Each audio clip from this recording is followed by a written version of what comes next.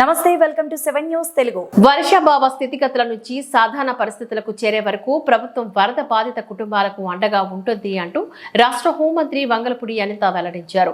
ఆకలి దెబ్బలకు ఆస్కారం లేకుండా ప్రతి ఒక్కరిని కాపాడుకుంటామని ఆమె స్పష్టం చేశారు.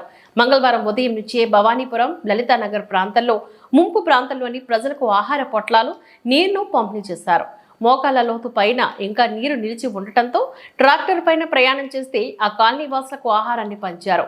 చిన్నారులు, మహిళలు ప్రత్యేక ఇబ్బందికర పరిస్థితులు ఉన్న వారి వివరాలను అడిగి తెలుసుకున్నారు. చంద్రబాబు ముందు చూపు, అనుభవంతో ప్రాణ నష్టం లేకుండా బయటపడగలిగామని అన్నారు. నీరు అధికంగా ఉన్న ప్రాంతాలను గుర్తించి డ్రోన్లు, హెలికాప్టర్ల ద్వారా ఆహారం అందించడం పైన ప్రభుత్వం దృష్టి సారించిందని చెప్పారు.